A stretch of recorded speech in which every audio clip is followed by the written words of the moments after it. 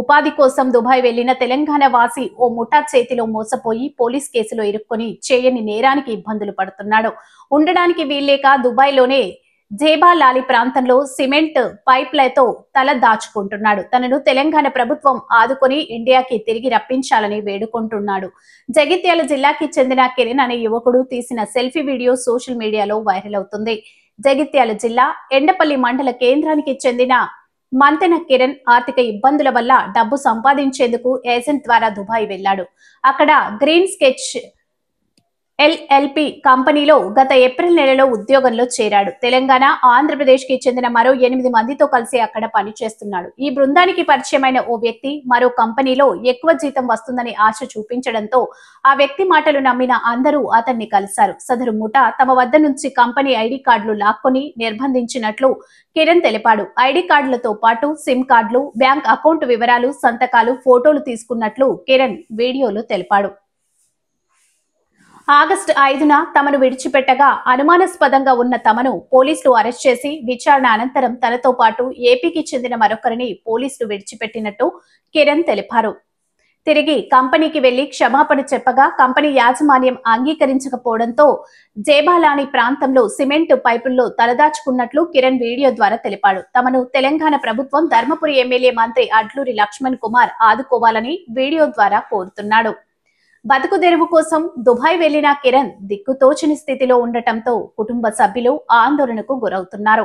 ఉన్న ఊర్లో జీవనోపాధి లేక అప్పు చేసి దుబాయ్ వెళ్లిన భర్త ముఠా చేతిలో మోసపోవడంతో కిరణ్ భార్య కన్నీరు మున్నీరవుతుంది. తన భర్తను ఇండియాకి తిరిగి రప్పించాలని తెలంగాణ ప్రభుత్వాన్ని సీఎం రేవంత్ రెడ్డి, స్థానిక ఎమ్మెల్యే మంత్రి అడ్లూరి లక్ష్మణ్ కుమార్ ను వేడుకుంటోంది. నా భర్త క్షేమంగా ఇంటికి వచ్చేటట్టు సార్ మీరు చేయాలి. నాకు 2 పిల్లలు సార్. బతుకుదేరు కోసం అని అప్పు చేసుకొని పోతే సార్ మమ్మల్ని ఇట్లా చేసిండ్రు సార్. నా భర్త క్షేమంగా ఇంటికి వచ్చేటట్టు మీరే చేయాలి సార్. మేము చేసుకుంటేనే తిన్నట్టు సార్. నా పిల్లలు 2 చిన్నోళ్ళు సార్. లక్ష్మణ్ కుమార్ సార్ మిమ్మల్ని కూడా కోరుతున్నా సార్. నా భర్త క్షేమంగా ఇంటికి వచ్చేటట్టు సార్ మీరే మాకు చేయాలి సార్.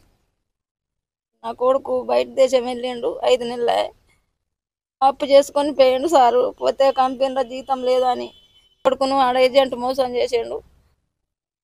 ముఖ్యమంత్రి గారు మీరందరు కలిసి నా కొడుకు ఇంటికి సేవంగా వచ్చేటట్టు చేయండి. అప్పుల పాలైండు, ఏం లేదు. 2 పిల్లలు పట్టుకొని వాళ్ళు ఉపాసం ఉప్పిడు ఉంటారు సారు.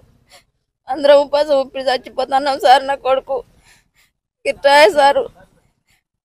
ఏమో సంపాదించుకుంటాను పోయిండు, ఏం సంపాదించినట్టు విడిచిపెట్టి ఇప్పుడు అప్పు ఏదన్నా నమ్మి కడదామన్నా ఏం లేదు సారు. ఒకటే రూమ్, చెరొక్క రూమ్ సారు. ఆ రూములు 2 ఉంటారు కొడుకులు. ఏం లేదు సారు. దయచేసి నేను కిరణ్ వాళ్ళ అమ్మను సారు. అక్కడనే ఉన్నాడు నా కొడుకు. అడవిలో తిరుగుతాండ్రు. ఎవరి దగ్గర తీస్తలేరు. వాళ్ళ దగ్గర ఆధార్ కార్డు అయ్యి ఏం లేవు సారు. ఏం లేక తిండి తిప్పలేక ఏడుతాను సారు. ఇంటికి చేరదీయను సారు. మీరు అందరు దయచేసి. మా కొడుకు ఇట్లా 5 నెలలు అయిపోయి పోయిన కాడికి మొన్న 15-20 రోజులే ఎక్కడో కలివెళ్ళి ఉన్నారు. ఏడుతాడు, జంగాలు ఉన్నామని ఏడుతాడు. వచ్చేటట్టు చూడండి సార్ అని బతిలాడుతాను సారు. 5 నెలలు అయిపోయి కలివెళ్ళి 20 రోజులే సార్. 20 రోజులు అయిపోయి కలివెళ్ళి అయిందట. పోలీసు వాళ్ళు ఎవరో పట్టుకొని ఇడిచిపెట్టిండట సార్. ఇడిచిపెడితే జంగాల్లో ఉండి ఎడుతున్నారు. కొద్దిగా దయదలిసి వచ్చేటట్టు చూడు. తెలిసినోడు నిజామాబాదోడు మమ్మల్ని తీసుకుపోయి పాకిస్తాన్ వాళ్ళకి అప్పచెప్పింది సార్. పాకిస్తాన్ వాళ్ళకి అప్పచెప్పి ఆడు మమ్మల్ని రూమ్లో వేసి తాళం వేసింది సార్. 15 మంది దాకా రూమ్లో వేసింది సార్.